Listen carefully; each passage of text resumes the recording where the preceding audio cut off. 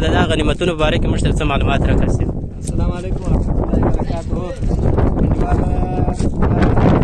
هرات ولایت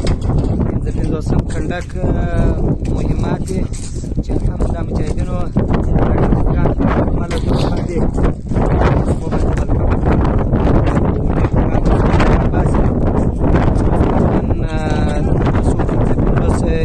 دغه دي او 880 انکور د دې د مخه بار کړي دي نو او داسې امچلونو او امچلو دا چې دا ګرد دولت د ډیپلانو څخه مجاهدینو راایستل دي الحمدلله هم په دوی کې ستا نور داسې مهمات ډېر دي چې هغه د کنټرول څخه نه دي راایستل شوي دا کنټرولونه چې دي وینئ دا ګرده په مکمل ډول باندې سلاوي وي او دا دوربینان دي د ورځو دوربینان دي د شپې سپوږمکۍ والا دوربینان شته تقریبا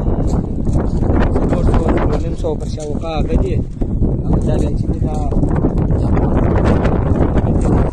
او داسې مخابرې وو مخابرې او د تنګې مخابرې دلته شته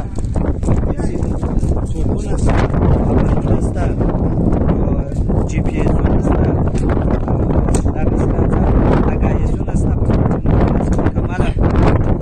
د 200 پر شاوخوا باندې پنچې دي ماشینان هم شته دغه کټونکي ماشینان دي نو دا خو تاسو مجاهدینو سره کړي دي نوره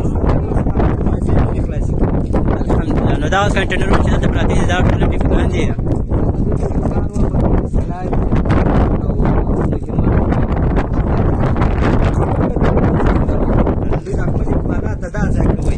ولسوالیو ته کوئ که بل خوا ته کوئ او که چیرې په وخت کې د ضرورت یو بل ولایت ته تلئ او غور ته یا داسې خوا ته تله د دوی اکمالات د دغه ځای کېدی نو په آخر کې دا ټول شیان دلته سره راټول کړي چې دا و الحمدلله مجاهدینو ولکول باندې وکړه او هرات ته مکمل ټول دغه مکان په باره کې کوم ځای دی دغه معلومات دا اول کنډک دی د کمانډو د اردوی ظفر و شمال تفریح 55 کنډک باندې مشهوره ده د هرات ولایت. صحیح ده، خیر اوسې، مننه ورور.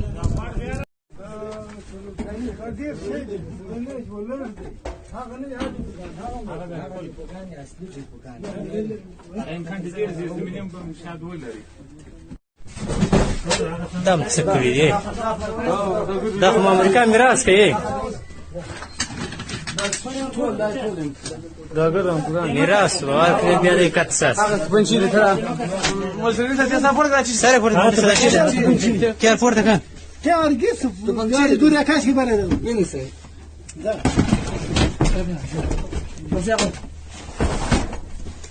دغه مو بس ورو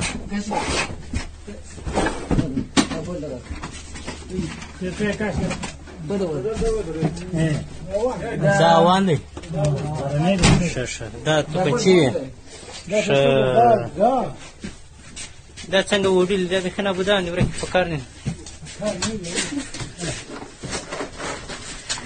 دا څه وکړی یا ته مو ته ورکول دي څه وډیل امریکا خور نو کام پر وته ها دا په پوښو کې ته نه خلاصه کړه الحمدلله دا ګرد امریکایان هم دي چې و اس ای